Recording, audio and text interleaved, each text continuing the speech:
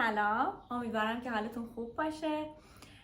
امروز میخوام داخل این ویدیو راجع به راهکارهای قطع اضطراب باهاتون صحبت کنم.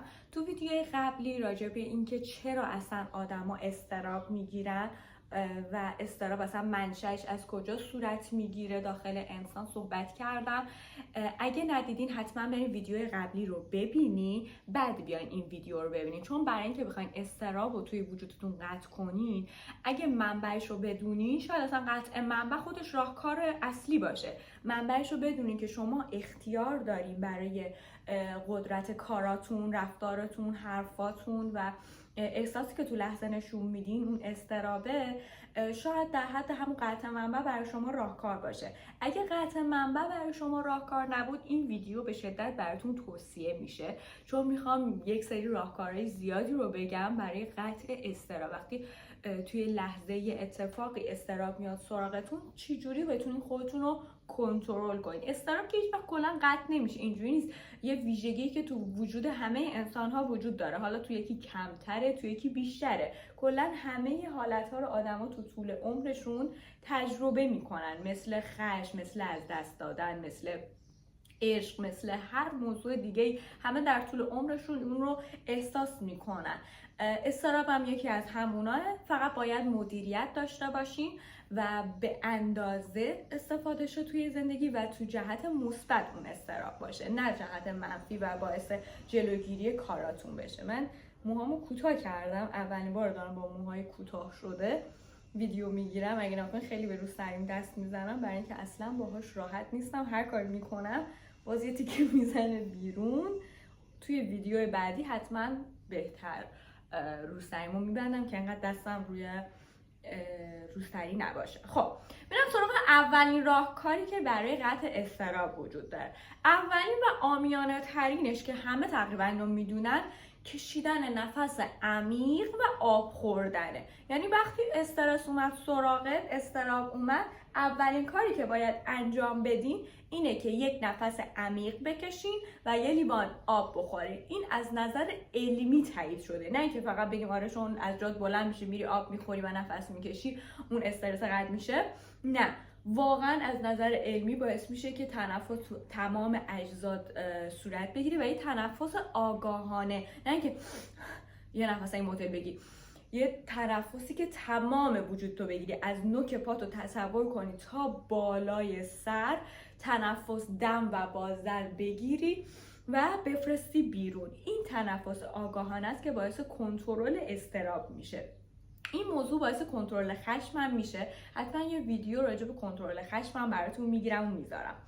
دومین راهکاری که میتونین برای کنترل اضطراب استفاده کنین اینه که نوشتن احساساتتون رو توی اون لحظه حتما انجام بدین. یعنی اگه داخل خونه یا جایی هستین که اضطراب اومده سراغتون، حتما بیا شروع کن راجع به اون موضوع نوشتن توی هر موضوعی میتونه کمکت کنه، از جمله اضطراب.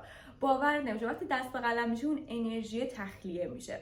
حالا راجع به چی بنویسی؟ راجع به هر چیزی که اولین چیزی که به ذهنت میاد انقدر بنویس تا دستات و ذهنت خالی بشه. سومین موردی که میتونه اضطرابت رو کنترل کنه مدیریت فکرته. اینکه بتونی ذهنت رو بیاری تو زمان حال. معمولا اضطراب یا برای گذشته یا برای آینده دیگه، تو لحظه حال که اضطراب وجود نداره. سعی کن بیای تو لحظه حال که توی ویدیو اول یوتیوب هم راجبش گذاشتم که چجوری تو زمان حال بخوایم بیان.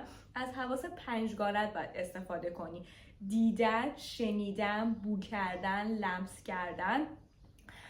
اینا استفاده کن و بیا تو زمان حال. فکرت رو کنترل کن. مثلا اگه تو محیط کار هستی الان تمرکز تو بذار رو کار، اگه تو خونه هستی تمرکز تو بذار رو آشپزی، اگه تو حمومی تمرکز تو بذار رو شستشو، رو هر چیزی که هستی تمرکزت رو همون نقطه بذار و این باعث میشه که افکارت رو مدیریت کنی و از گذشته و آینده‌ای که اضطراب داری خارج بشه. چهارمین روشی که باعث کنترل اضطراب میشه ورزش منظمه. ببین ورزش کردن یعنی خب وقتی استراب میگیری اینجوری نیست که همون لحظه بیای ورزش کنی آخش این استراب بره، نه. ورزش کردن یه روش دائمیه، یعنی اگه تو منظم توی هفته 3 الی 4 بار یا اگه هر روز نیم ساعت ورزش کنی، بهت قول میدم استراب اصلا کمتر میاد سراغت. ورزش کردن باعث ترشح اندروفین توی بدن میشه و این استراب رو به صورت علمی کاهش میده. حالا چه ورزشایی میخواین بکنین؟ ورزشایی مثل پیاده روی، ورزشایی مثل یوگا، مثل رقصیدن. این 3 تا ورزش به شدت بهتون پیشنهاد میشه. هم برای سلامتیتون مفیده، هم برای روحیتون و هم برای کنترل استراب. ببینید پیاده روی، یوگا و رقص 3 تا ورزشی هستن که علاوه بر اینکه استراب رو کم میکنن، حال روحیتون رو خوب میکنن. شما که از خونه خارج بشین و این رو انجام بدین، خارج شدن از محیط خونه اون استراب رو ازتون کم میکنه.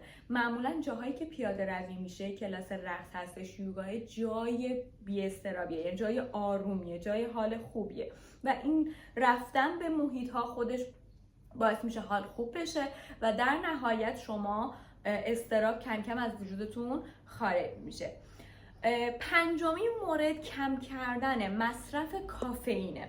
امروز خیلی مد شده که آدما همه قهوه میخورن، نه که مد شده باشه، اصلا یه روتین زندگی برای همه شده، ولی همین قهوه باعث افزایش ضربان قلب و ایجاد اضطراب توی آدما میشه.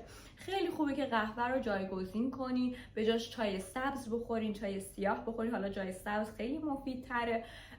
نوشیدنی های معجونی که داخلش گلاب و زعفرون و چیزای دیگه ای که انرژیزا باشه استفاده کن. میدونم قهوه اعتیاد آوره و همه تقریبا اگه یه بار بخورم بهش اعتیاد پیدا میکنم و ترک قهوه بسیار سخته. من خودم یه تایمی قهوه خور بودم، هر روز میخوردم و دیگه یه دونه کاپ واسم جواب نبود. روزی 2 تا شات، 3 تا شات و یه تایم دیگه معدم کلا به هم ریخت و تصمیم گرفتم که قهوه رو ترک کنم به خاطر معدم و خدا رو شکر الان 2 ساله که قهوه نمیخورم و ترکش واقعا مثل ترک اعتیاد بود. خیلی سخت بود، میدونم سخته، ولی اگه آدمی هستی که استراب داری، استرس داری، به خصوص توی محیط کاری یا توی مسیر زندگی و مصرف قهوه روز روتینته، سعی کن مصرف قهوه‌ت رو کم کنی. بهت قول میدم ضربان قلبت میاد پایین‌تر و استراب کمتری میگیری. مورد آخری که میخوام بهش اشاره کنم در نهایت برمیگرده به اصلی ترین موضوعی که باعث کاهش استراب میشه: برنامه ریزی کردن. ببین، برنامه ریزی داشتن روزانه، چه اگه خانه داری، چه اگه شاغلی، چه اگه محصلی، چه تو هر حیطه‌ای که هستی، داشتن برنامه استراب رو کم میکنه. یعنی اگه تو بدونی 1 ساعت بعدت قراره چی کار کنی، فردا برنامه چیه، تا آخر هفته برنامه چیه، اینا تازه میشه برنامه کوتاه مدتت، برای ماه بعد برنامه چیه، سال بعد برنامه چیه، این باعث کاهش استراب میشه. و برنامه روزانه اینجوری نیست که فقط مثلا یک روز شنبه خالی یه برنامه داشته باشی. وقتی برنامه ریزی میکنی میبینی یه روز کامل، مثلا امروز باید بری کلاس یوگا، بعدش باید بری دانشگاه، بعدش باید درس بخونی، بعدش باید سر کار بری، میبینی چندین تا کار داری و اگه یک اتفاقی برای یه مورد بیفته تو میدونی اوه یه سری کارهای دیگه هست که باید در طول روز انجام بدی و این باعث میشه که استرابت کمتر بشه، تمرکز تو میذاری رو بقیه کارا. ولی اگه برنامه نداشته باشی اصلا گیج و واج میشی. اولین کاری که مختل میشه بقیه کارا رو اصلا فراموش میکنی، برنامه فرداتو که کلا میذاری کنار. پس چقدر خوبه که برنامه‌ریزی داشته باشین برای هر روزتون. اگه آدمی نیست که هفتگی بیای برنامه‌ریزی کنی، لااقل شبانه قبل خواب یه برنامه واسه فردا داشته باش.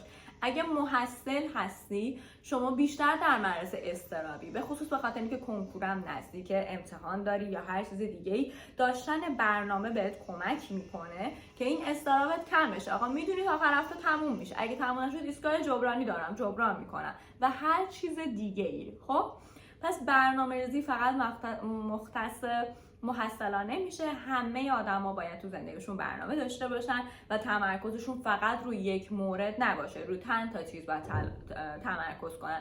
به خصوص سعی کنین روی چیزهایی باشه که بهش علاقه‌مند هستین در طول زندگی و اون کارا رو بخواین انجام بدین. فکر میکنم تقریبا تمام راهکارها رو بهتون گفتم.